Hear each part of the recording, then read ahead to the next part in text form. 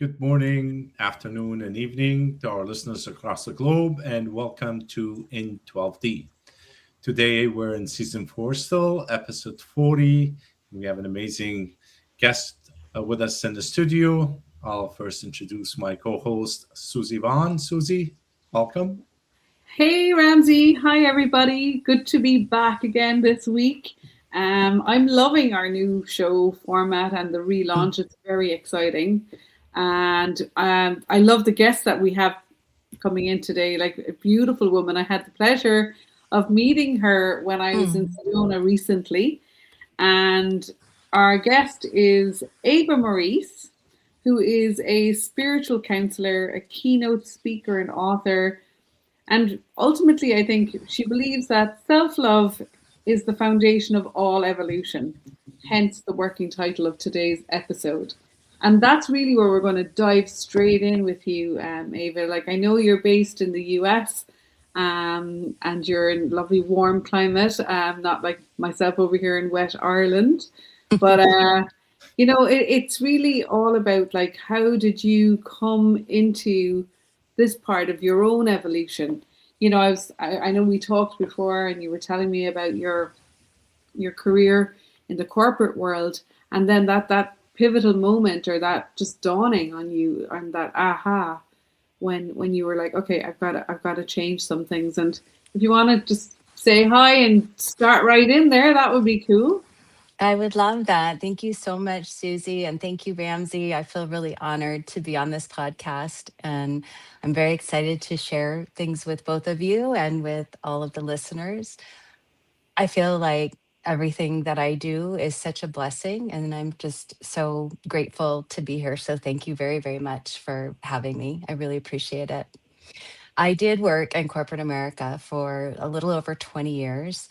I actually went to college to become an actress. I studied theater at Arizona State University, and I absolutely loved it. It was my true passion.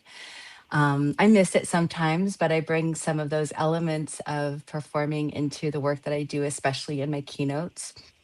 And I found myself right out of college really needing to make money. And I had been cocktail waitressing most of college.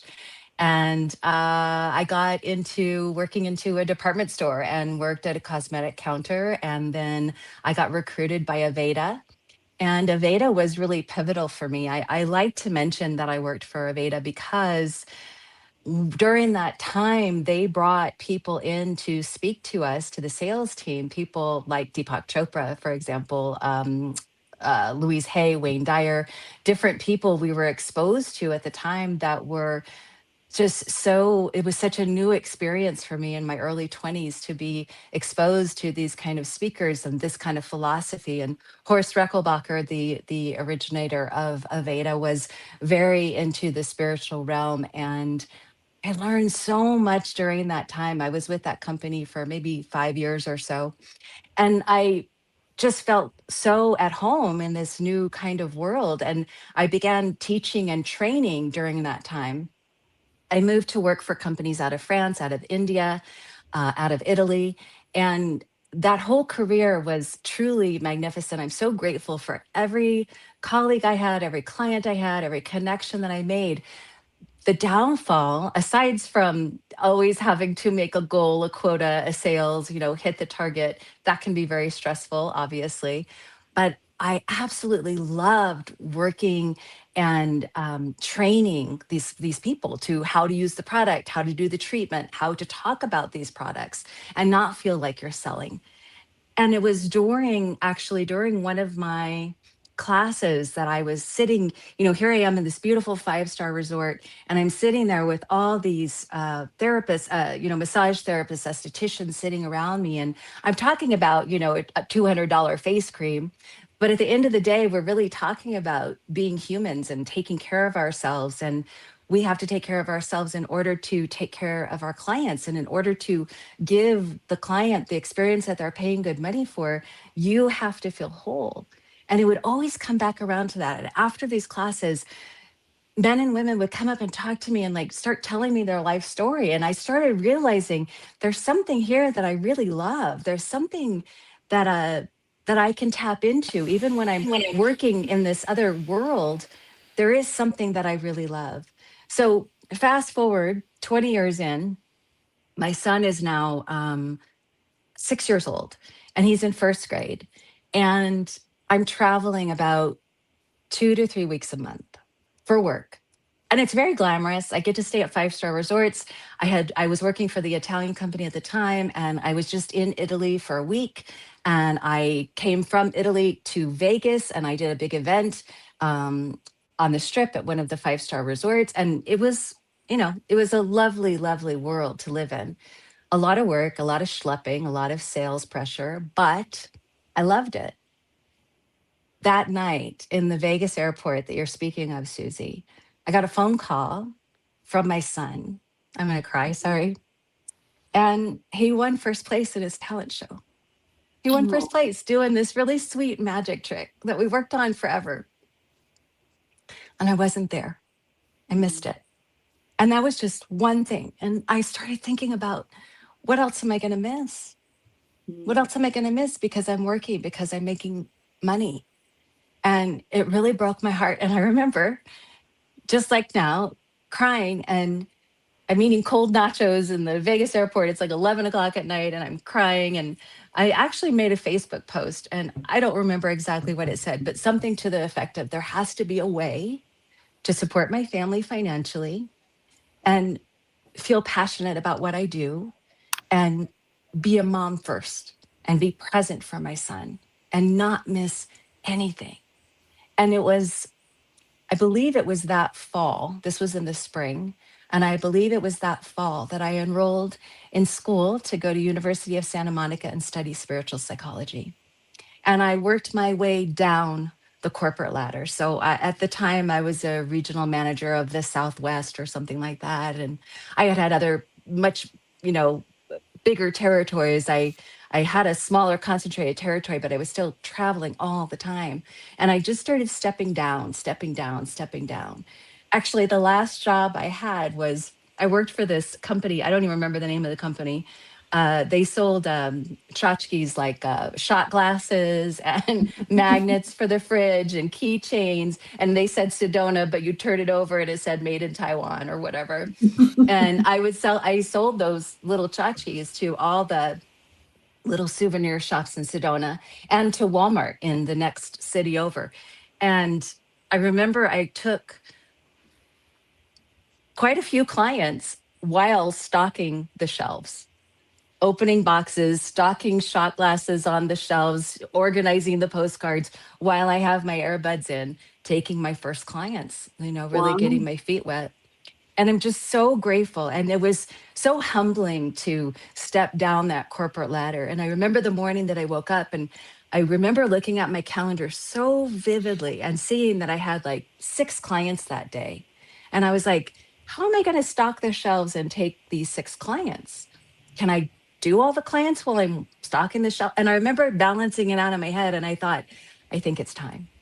And I quit that job, and it was scary because it was guaranteed money, and I threw that out the window, and I took a chance. And I'll tell you, I'm sure you both, Susie and Ramsey, I'm sure you can both relate that if anybody had whispered in my ear that it was a 1 in a billion chance that I was going to actually make a living as a spiritual counselor, that it's probably not going to happen. If anybody had told me that, I don't know if I would have tried.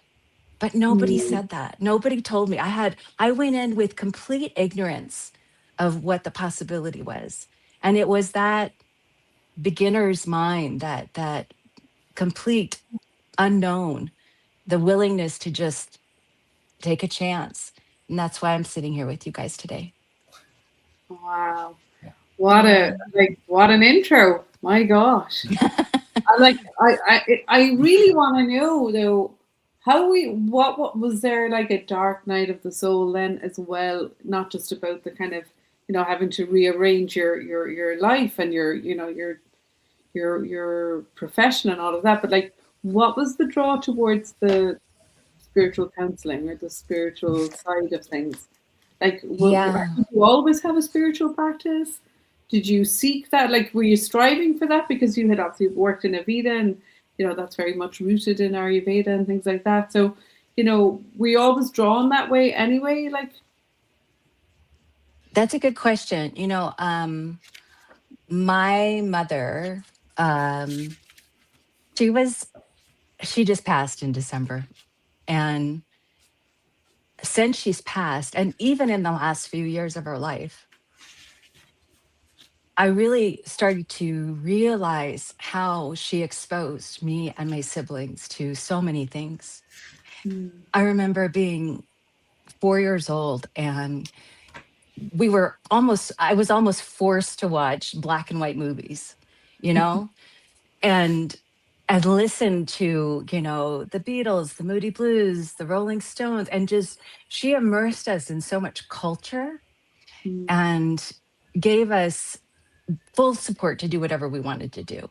I mean, I remember in third grade, I had made up my mind I was going to be an actress. I needed headshots. I needed an agent. I need classes. I mean, I was like, this is what I'm going to do and it's got to happen. And she did everything in her power as a very, very young, very, very single mom to make it all happen. wow. And and through that, through having that kind of support, I always felt very open to the capacity of exploring whatever I needed to explore. And in high school, I had specific teachers, especially my dance teacher in high school, introduced me to yoga. I remember watching the woman with the really long black braid on PBS that used to do yoga in the afternoons. And I remember watching her. And so I was always exposed to this other world. And I just Mm, felt like it was all available to me.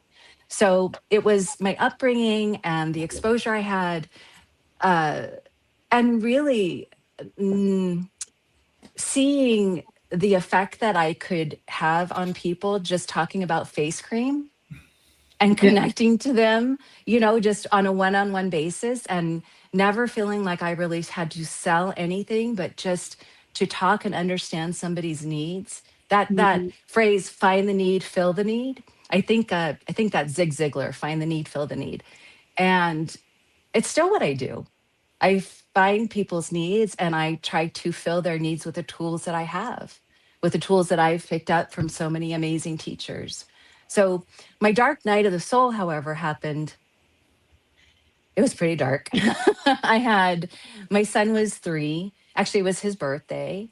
And on his birthday, my husband told me that he wanted a divorce. And it was an interesting timing. So that year, my son's 3rd year, I got a divorce. My husband had been in a profitable business, and the business completely collapsed. And I had to claim bankruptcy all in 1 year. And, in the scheme of tragedies, I'm not complaining. I'll take that tragedy. It wasn't so bad. At the time, it was devastating. mm, And I was living in Sedona. I've been here for quite some time now, almost 21 years. And so they say that Sedona will lift you up or spit you out. And I really thought I was getting spit out at that time, but it was only the beginning. And I'm so grateful that those things happened because I wouldn't be here if they hadn't. So that was my dark night of the soul. wow. Yeah. A hard one. Yeah. But Yeah. in the scheme of things, and after talking to people one on one, supporting people one on one for 17 years, really in hindsight, I think I got it pretty easy. Oh. It could have been much worse. Mm-hmm. Yeah. So I'm very grateful for that. So, one question: how did you get yourself out of it? Because, like most people, you have two choices. You either spiral down with it, and that's the end almost, or you pull yourself out. And how did you manage to pull yourself out of it? At the time, I was able to stay at home. It was the first time in my life I had ever not worked. Mm, I started a mommy and me group. I had the preschool at my house. I did everything in the yeah. community. I, got to know all the moms and get really close with the families. My son was in the Waldorf community. So I was very, very grateful for that. And I had to go back to work. And I wasn't excited about that, but I didn't have a choice. I had to, start supporting myself and my son again. And I went back to work for 3 years. So from the time he was 3 years old, I started back to work while I was in school, and till he was six, until that night in the airport. So those 3 years of going back to work and having that aha moment really changed everything. I didn't have time. When Mm. you have a 3 year old, we have a toddler, you don't have time to spiral. You know Yeah. what you have to do. You got to get up, you got to get moving, you got to go on. And honestly, I'm so glad that I was in Sedona, because I was surrounded by people that had had dark nights of the soul and knew how to be there for me. And I was very lucky, Oh, very, that's very lucky to beautiful. have that kind of support. Yes. And Yeah. usually children's are pillars. Sorry, Susie, go ahead. I was going to say something very similar. Sorry, finish your thought. No, no, I was gonna. This my thought is that like children usually are the pillars that lift us up, which is Yes. like you were blessed with one that was there for you, if it was directly or indirectly. Absolutely. Yeah. Yeah, I think I used to always say that about my kids when they came along. They weren't really planned. Like, I don't want to sound like I didn't want them, but I hadn't it all worked out when they were coming along. And I always kind of said in hindsight, you know what? They kind of kept me on the straight and narrow, because you kind of have to keep your shit together when you have kids. You've Well, got we to, do our best. yeah, you do. You have to kind of keep getting up and keep figuring it out. And if you're emigrating or moving country, or you have to keep just making things work out, like, and having food in the fridge, and Yep. laundry done, and that's how it goes. And I Yep. also felt like they kind of kept me kind of not losing the run of myself completely. Like, I think they keep it very Yes. real. And they still do. And They're they still adults. do. And I was going to say, and at 21, he still does. yeah, Absolutely. Absolutely. Very yeah, grateful keep for us on that. our toes. Yeah. Yeah. So go back to your work now. It's like you've really come a long way in your 17 years Yes. working one to one with people. Like, so what's the nature of that work? Does it vary? Is it more just spiritual coaching? Is there kind of personal development in there as well? Or, what kind of, is it professional kind of guidance? Like, how is it psychic? What sort of work do you do these days? It's truly customized to every individual. So Okay. in the very beginning, I thought, in business 101, you're taught to, vision your perfect client and do everything you can to appeal to that one client. And in the beginning, I thought I would have probably mostly women that were in the process of leaving corporate America, starting something new. Like that was what I knew, that was what I was experiencing. So in the very beginning, that was my main focus. And when I started out, I don't know where this came from. I don't know if somebody recommended I did this or I just did it. I really don't remember. But I started out by reaching out via email to maybe a dozen clients that I had had in corporate America, clients, colleagues, etc. One particular colleague accepted a free session from me. I just said, "Hey, I'm doing this new thing and I'm going to be a spiritual counselor and I'm going to work on the phone. And so you want to call me for an hour and I can support you. I can help you. I can listen to, what's going on in your life and give you tools to help you feel better." And this one specific woman said, "Yes, me." And she was going through, I believe, a breakup at the time. And I said, "If you know anybody that I could help." And I talked to her for years. I still talk to her once in a while. And she said, "Yes, I do actually know some people that need some help." So then she referred me to a handful of people and they became clients, which I still talk to some of them to this very day, almost Yeah. 17 years later. And they told people and they told people. And every time I got a new round of referrals, I would charge a little bit more and a little bit more, giving away those free sessions in the very beginning. And there were others that referred me, other previous clients and colleagues that said yes to my free offering. But that one human who I'm still so indebted to and so grateful for really kickstarted my entire career. And since that very day, I have built my entire private practice on referrals. I'm Wow. Last year I realized I had to start doing something on social media, so I started really putting some effort into my online networking. But prior to that, everything had happened via referral, and knock on wood, thank God, it really worked. So coming to the place that I am now, I absolutely could not have started a day sooner doing what I do. So I was 40 when I went back to school and 41 when I took my first client. And I had that 20-year experience of corporate America. I had the divorce, the bankruptcy, the losing a business, all the things I had been through, burying my grandparents, moving, buying and selling a house, losing everything. I mean, I had been through so much life by the time I was 40 Mm. that really it felt like I just needed to gain some knowledge of how can I feel better? How can I Mm. balance my physical, mental, emotional, spiritual bodies? That was really my focus because I had spent so much time in my mental body and my physical body felt so exhausted, traveling all the time and schlepping and all the, stress of work and then having a child and the stress of, giving birth and taking care of a small person that relies on you 100%.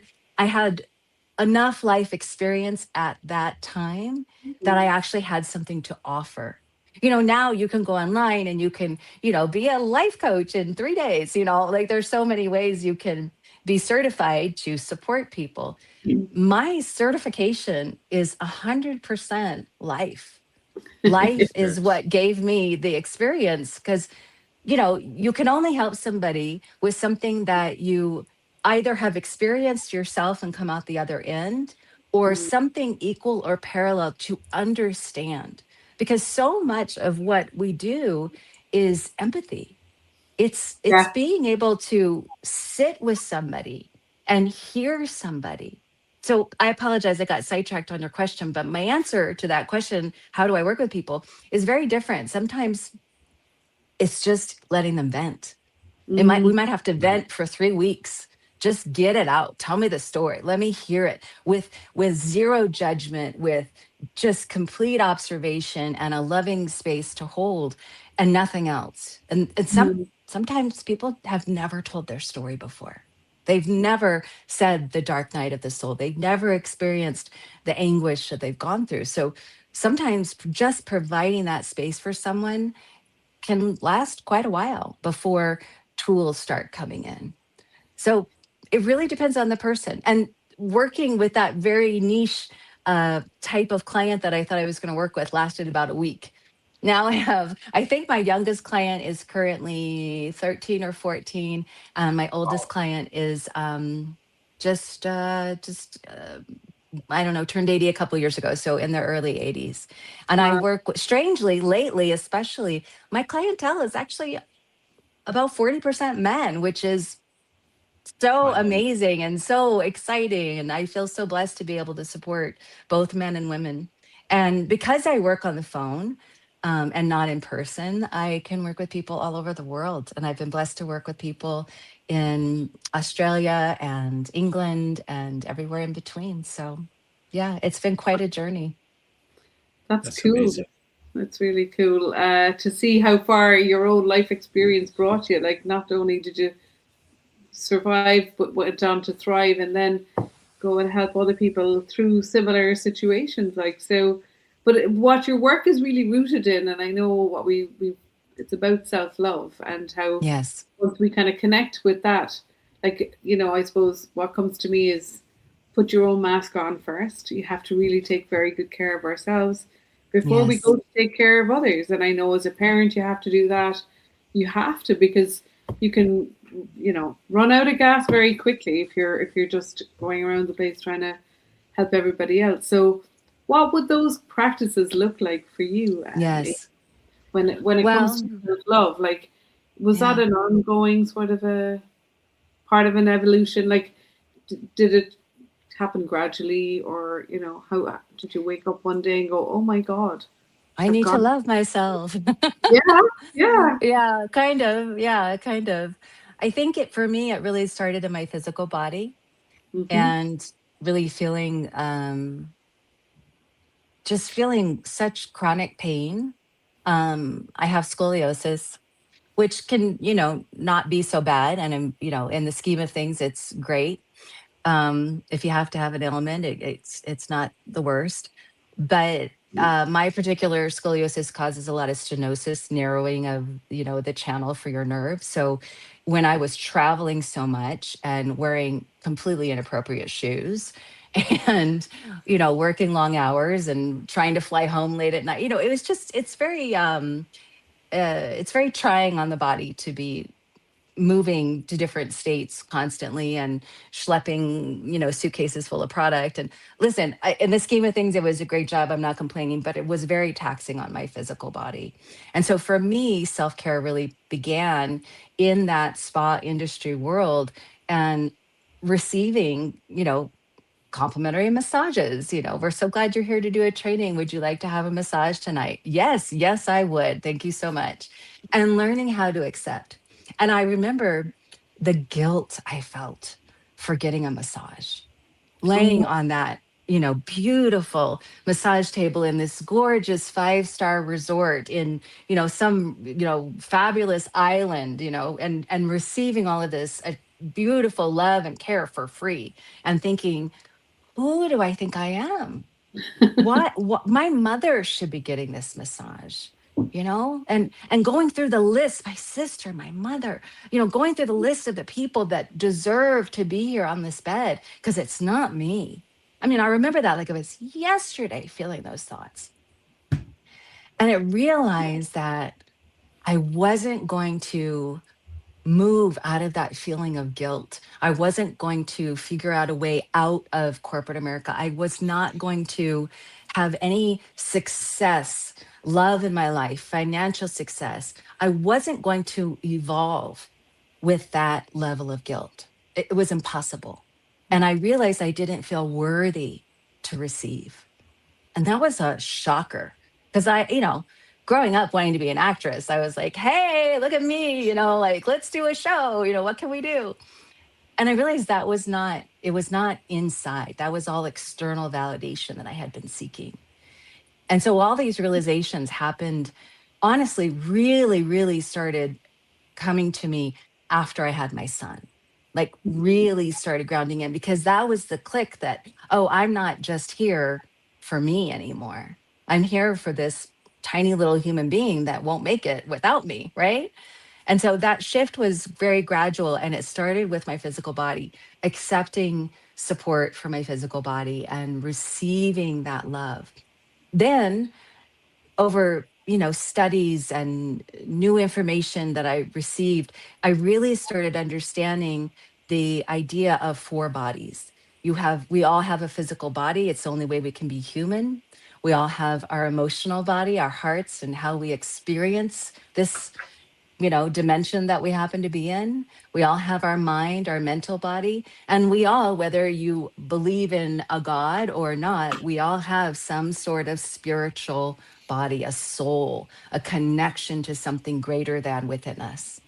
And when that kind of map started showing itself, I started talking to clients about where they felt out of balance and doing a self inventory of the physical, mental, and emotional bodies. And, what I found is that usually people have one of those bodies in pretty good order. Usually mm, one is working pretty good for people, and the other 3 are usually suffering. It's very rare that someone that I work with comes to me with complete balance in all 4 areas. So over the course of, now almost 17 years, I started figuring out, well, what is it that I can help people? How can I help people? What can I recommend to people that nurtures each of these bodies individually? What is it that can tie all of this together so that we do feel worthy enough, or what I say is raise your deservability in order to actually open yourself up to receive what you desire. So for mm, me, manifestation, which is really what everybody wants to do, we want to manifest the love of our lives to show up, which I did. Thank you, God. It's amazing. We want to manifest the finances to have a whole bunch of zeros at the end. We want to manifest a body that feels 20 years younger, regardless of how old we are. We all want to manifest these things in all four bodies. And the only way that we can receive what we desire is to raise our deservability to match it.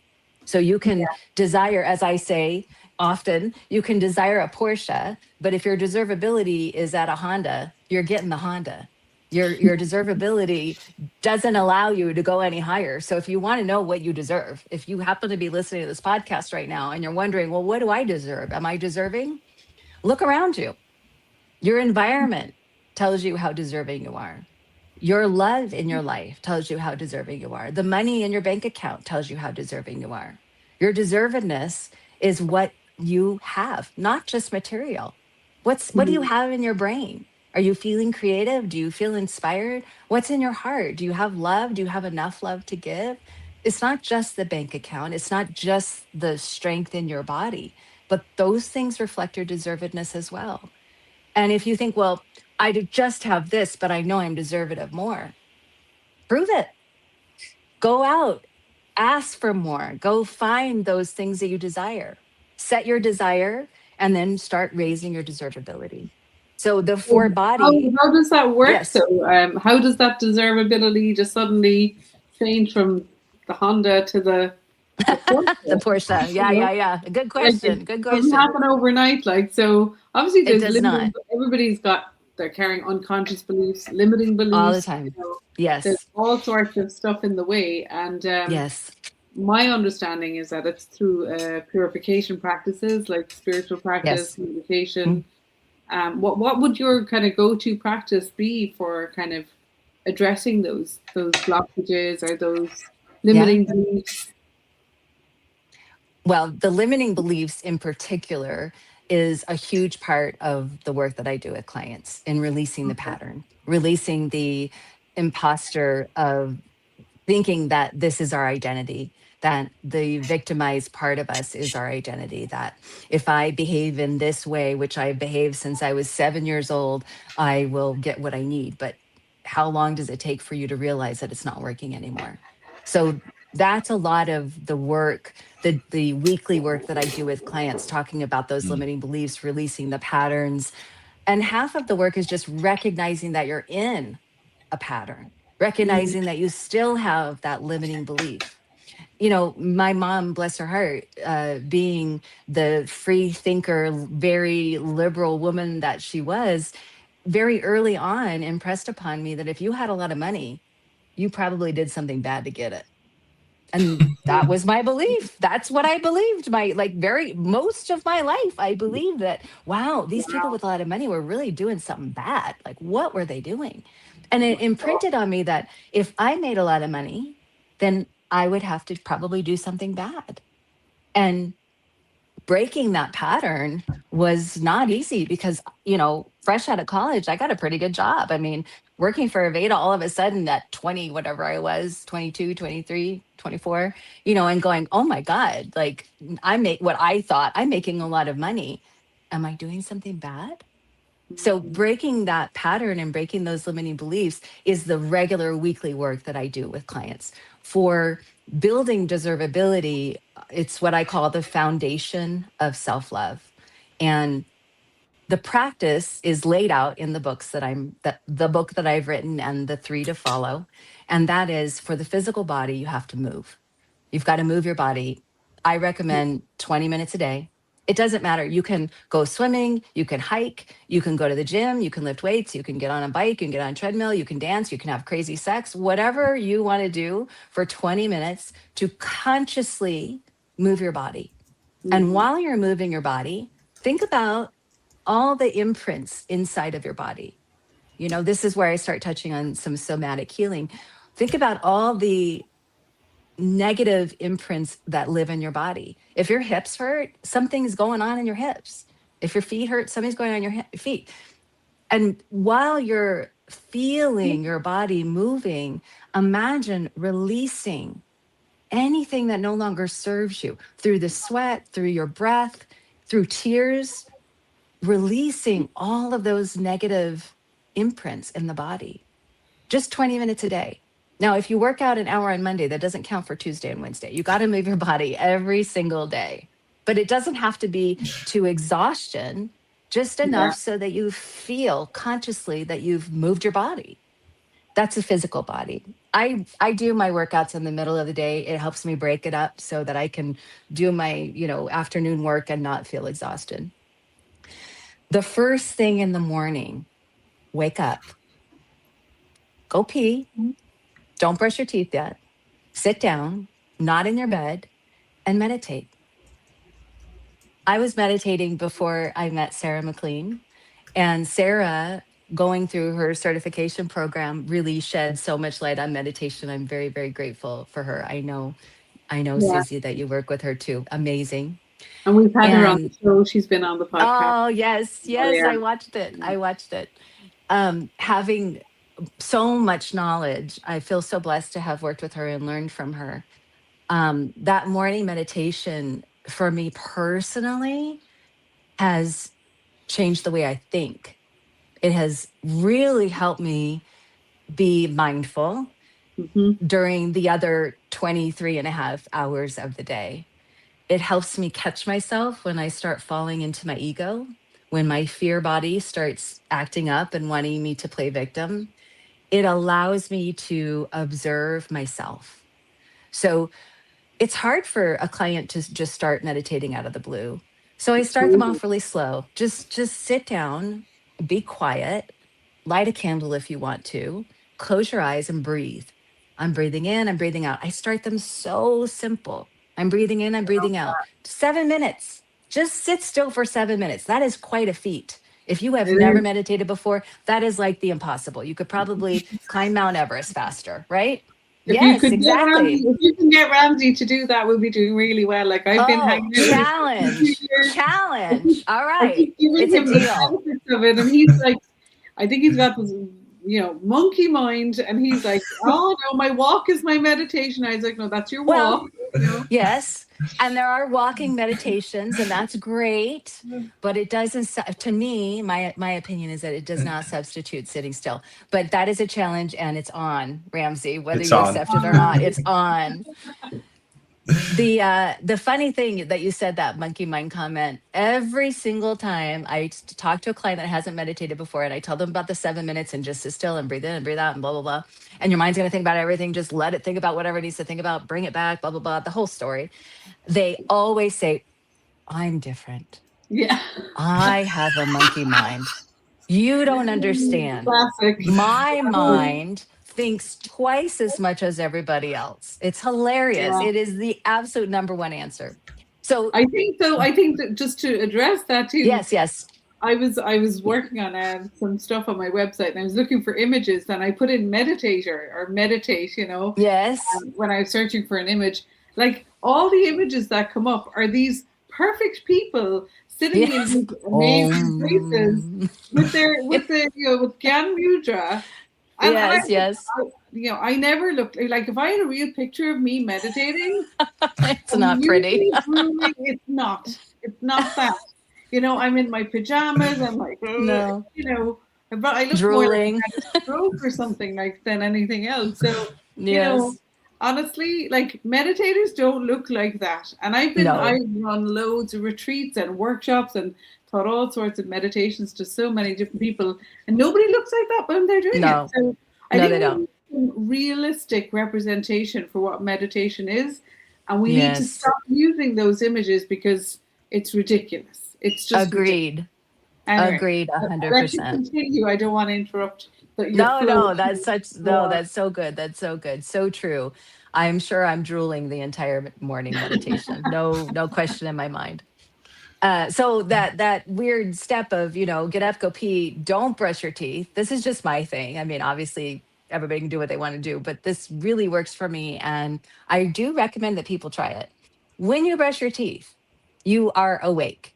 You have all that Mm. mint flavor in your mouth. It wakes you up and it immediately sets you into your day. You're immediately onto the next thing, and you're 10 years ahead of it. So not brushing your teeth, if you don't have to pee, more power to you, but I gotta pee. Sit down, close your eyes, 7 minutes.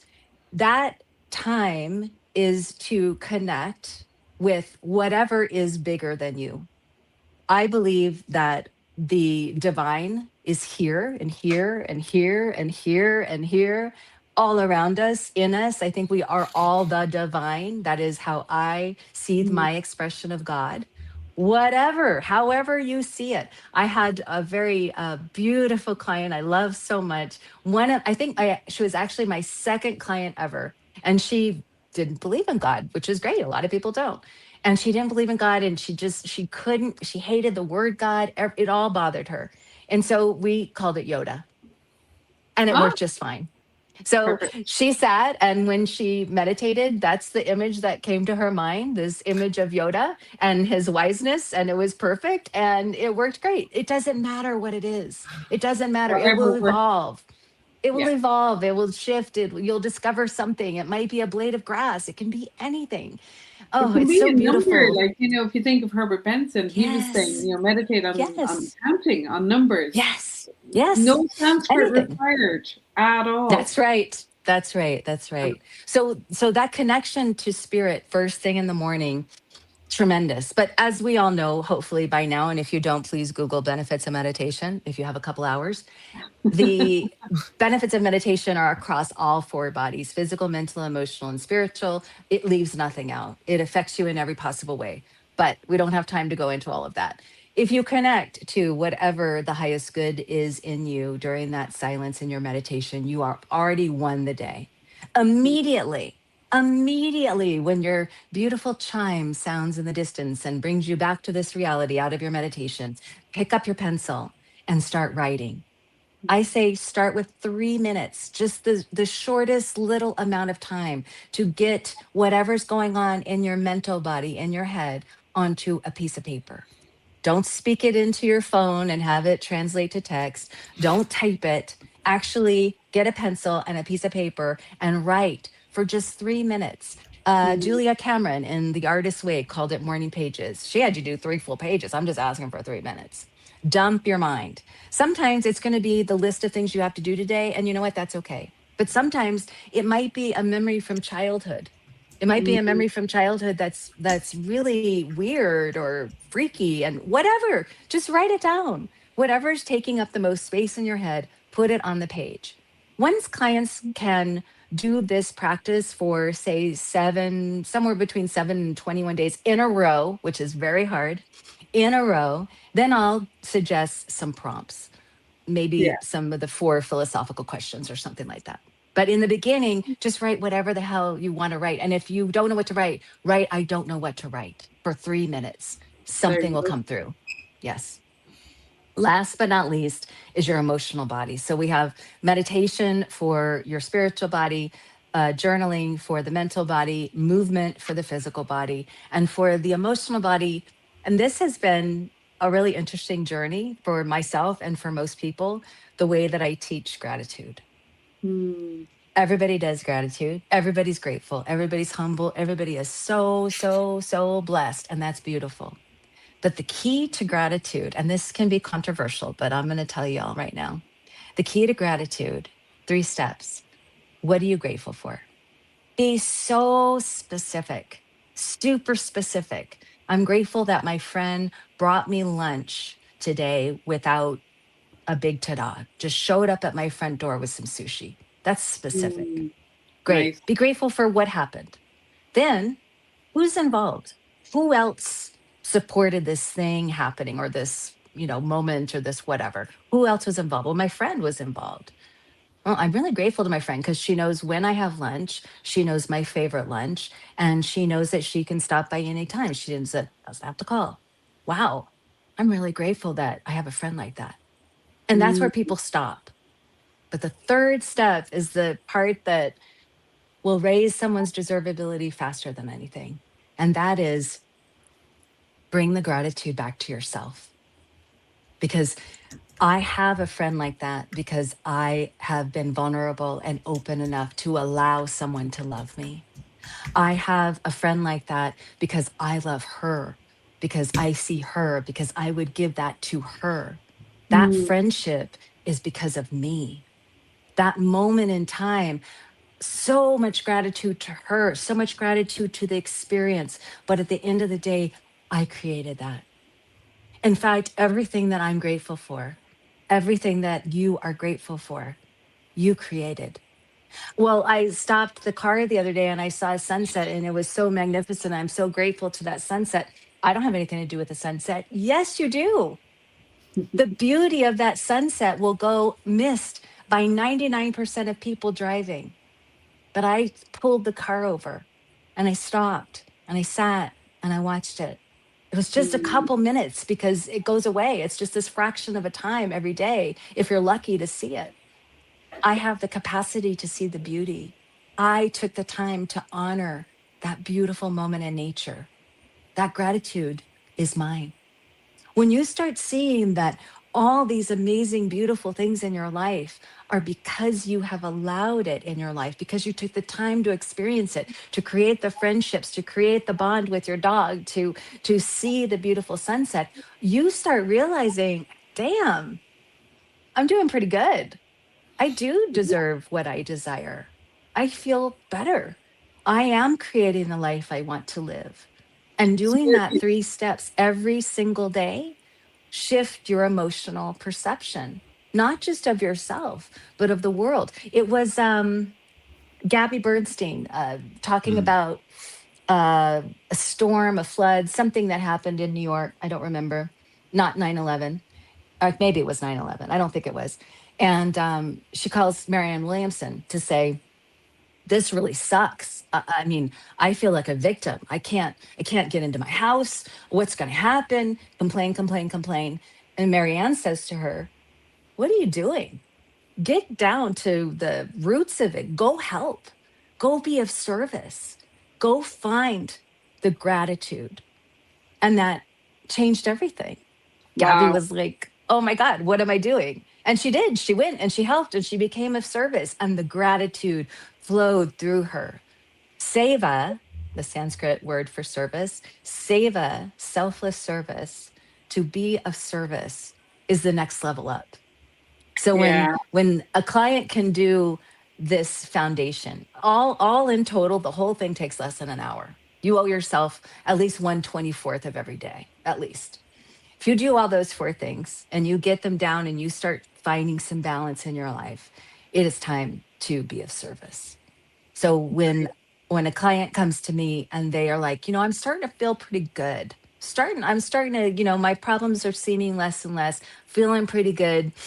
I think I got this. My question is, and how are you paying it forward? How are you giving that to someone else? Where are you of service? That's the next challenge. Beautiful. Yeah. Quick question. Yeah. It's beautiful. You bring the gratitude back to yourself. It's Yes. awesome. Words are wonderful. Yes. Give it to me, But Ramsey. I hear it. we, okay, I'm not gonna say we, then I'm generalizing, but I grew up from a society Yeah. where that's bloody selfish. Okay. Absolutely. Yeah. And how am I gonna get out of my selfishness to appreciate something when I should be always giving rather than receiving? Yes. Well, good news. Our generation is dying. So eventually, eventually, all of us old folks will be out the door and this business of guilt will be done. Because I really feel like this new generation coming up is really getting a handle on taking care of themselves. And I Yeah. love seeing that so much. It's a really good question. It was definitely the biggest challenge for me and most of my clients. The answer is you can keep doing things the way you want to do them. And ultimately you will probably, well, you're going to be forced to stop, whether it's illness or depression or loss. There will be something that makes you so empty. It's not a prediction, it's not a threat, it's not an assumption something terrible is going to happen by any means. I've just seen it all too often. the Mm. the amazing giver, the martyr, I am so selfless, I put myself last, I give, give, give, give, give. There's a huge difference between being of service, of divine highest good service, and Mm. giving out of guilt. And most people give out of guilt, and It Yeah. that's not true seems giving. to me that like when I think about seva, as in selfless service, it's Yes, about being able to give or to offer something without any desire about the that's reward, right. or the benefit, or Yes, you're not looking for anything in return. It's just being correct. in that flow, in that moment, seeing a need and being able to meet it, like, and Yes, then moving on without getting kind of attached to a particular outcome, or like absolutely. you're not doing the seva so that you can rush back tomorrow morning and fill your 3 pages about, oh, I was Right. extra good No, yesterday. You might start correct. off a little bit like that. I remember when my kids Sure. moved away from home, I used to always say to them, they were like, I don't know what to do, and I see people, outside the tube station, and they have nothing, and I'm like, if you have something in your pocket, give it to them. I said, you know what? Yes. They probably need something, or buy them a sandwich or a bottle of water or something. But I said, if it when I did a bit of work, charity work, and I was in Calcutta many times repeatedly with this charity, Mm, and I used to be really like caught up by what we were seeing there. I was like, oh my god, this is yes. so hard. And my mentor at the time, she just said, well, if it's affecting you, it's you've got to do something about it. Because I was like, how come everybody else is just walking past this problem? Or, not everybody Yes. else, but the majority, like, we're just kind of ignoring it and getting on with their day. And I was like, how can we be so kind of, cut off from each other Yes. in this world? And she just always said to me, if it's right in front of you, and it's you're feeling it in your own heart, then it's for you. That's what you're here to do. Yes. And it's Yes. not That's to judge the beautiful. people who aren't doing it. She made that really clear to me. And I Yes. think that's when I discovered more about what compassion is, because I didn't Yes. fully get compassion, I'll be honest. When I was younger, I thought it all sounded like, oh, easy to say, but what really is it? So Yes. does that save it come into kind of self compassion, evolving into, compassion for each other, for others? Is that Absolutely. Absolutely, absolutely. And thank God for people like you, Susie, that see somebody suffering and take the time to make a change. Working for a charity in Calc, I can't even I don't even know what that would feel like to do that kind of save. But that's so, so beautiful. And I'm so grateful for people like you that can do that kind of work. Oh, People ask me when I I did say, nothing compared to the organization. Honestly, like, really, I can't even take that. I'm sorry, but go on anyway. you were a part of it, and it's beautiful, and I am grateful to you for doing that. People come to me all the time and they say, well, I don't know what to do. I don't feel comfortable going to a soup kitchen. I don't know, I can't give money, whatever. Everybody has a million excuses when they first start doing seva. And I always remember two things. First, Mother Teresa said, if you want to change the world, go home and love your family, which I did not understand for most of my life. And especially now, so many clients, the first thing they will say is, I don't know how I can tell you about my problems when what's going on in the world is happening. Mm, And what should I do? What can I do? How can I make a difference? And, there's a lot of things you can do. And if you feel called to do them, do them. But the most important thing we can all be doing is taking care of our family, our friends, our world. If we love ourselves, which assist someone we love to love them, and they assist somebody to love somebody else, if everybody in the world loved themselves, there would be no war, there would be no hunger, mm, there would be no pain, nothing like we're experiencing. That self-love is truly, it is not just a belief, it is absolutely my passion, my purpose, it is everything. Self-love is the foundation, it is the necessity, it is the building block, it is everything to evolve. No matter what it is you desire in this life, no matter what it is you desire for this world, it must start with self-worth. mm, Self knowledge is the first step, knowing who you are. And that 4-step practice every single day, those 4 rituals, physical, mental, emotional, and spiritual body nourishment, is how you start discovering who you are. And as you discover who you are, you start creating self compassion. You start understanding and accepting, wow, I did that thing that I judged for so many years as wrong. I did that because of this, whatever this might be. I understand that version of me now. And you can go back and you can love that version of you. And you can bring that version of you back with you where you are today. And that kind of compassion allows you not to feel sorry, not to feel pity, not to walk over the person that is hurt, but to be able to give from your heart the love and compassion that every single human being needs. And when we reach that level of love and compassion and seva, then we're living in true divinity. And that's what I strive for every day. And that's how I support my clients and how I guide my clients to find that kind of self-love. Love it. Yeah. I love it. I'm so happy to be here with you guys. I could talk to you all day You, long. I'm so happy. I keep biting my tongue because I keep wanting to ask you both so many questions, but I'm trying to answer all of yours to the best of my ability. no, uh, I love it because we all have this problem. One is recognizing who we truly are. Mm. We lose ourselves in the world. Okay, my generation, we were bathed in guilt. Yeah. We're still trying to get out of it, you know. Yes. And your words are so encouraging, and Mm. it just puts hope out there for at least someone like myself. And you said at Mm. the beginning, well, more men are coming to you, which is like Yes. phenomenal, and that makes my heart dance. Yes. Is like there is way out of it. Mm. You're Yes. not alone. And I think it was Eckhart Tolle that said, "You'll never recognize you're in prison. No, you can never free yourself from prison unless you recognize yourself in the prison." So there's Yes. that step one to just know that, hey, by the way, I am cornered in a four-wall area. Let me try Hmm. to dig myself out of it.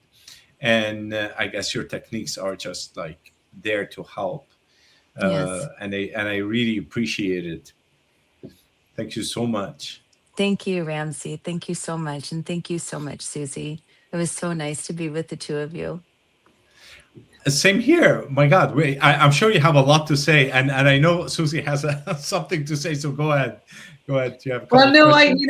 I just love that in the whole episode we have managed to get some really good content put together. Like you've really given everybody who's listening today, like the 4 things to do in the morning. And I think you said to me that on your website, which we have there, evamaurice.com, you Mhm. can sign up for your newsletter and you can receive a PDF which outlines that in a lot more detail. So there's no Yes. time like the present, I always say, to get started. Everybody Yes. started these practices, whether it's gratitude, papers, or meditation, or Yes. couch Yes. to 5K, or whatever you're doing. Everybody has to start from where they're at, and Absolutely. like we're all a bit shaky at the start, and we're still shaky at a lot of things. You know what I mean? I'm very far from Absolutely. all worked out, like, but once you kind of establish a few little kind of day to day practices and daily routine that really supports you, and you add Yes. in that kind of self-care world, early in the day, I think too is best. But even if you don't get Yes. to it first thing, if you have a new baby or something and that's just not going to happen, or you're working shift or something, you can do that later in the evening as well. You could have a bedtime ritual with it, and do some of that work Absolutely. as you're going to turning in for the day. So, start where you're at. That's what I really believe in. And Yes. reach out. I think you have so much to offer people. And I know that they can connect through your website. And like, what better way to do this than have somebody who's there to counsel you through it? I think Yes. Yes. that's the So like yes, I we've all I benefited from what you have to offer back thank when we were you. struggling through our own kind of challenges. Absolutely. Yes. And if I talk to someone and I feel that I'm not the right person to support them, I will refer them to somebody that I think could support them. I do my best to accommodate everybody's financial needs. So I will work with people financially if they are struggling. I do not think that finances should get in the way of support. And believe it or not, anyone that is listening to this at any time, if you feel called, if you need support, please you can go on the website or you can email me directly, which is just info, I-N-F-O, like information, info at my name, Eva Maurice. Info at evamaurice.com. And Ava's with an E, but you can see that on the screen. Yes. Email me, tell me a little bit about what's going on, and we will set up a time to talk. That is my seva. The way that I can support in selfless service is to support people no matter what their situation. So please do not hesitate to reach out no matter what. Wow. Thank you guys so much. Thank you. Thank you Thank for you. your very generous gift and for being with us Yes. today and sharing your Thank story you. and Thank your you. tools. It's been such a pleasure. Really Thank you grateful. so much. Thank you. Thank you, Ramsey. Thank you, Susie. I really appreciate your time.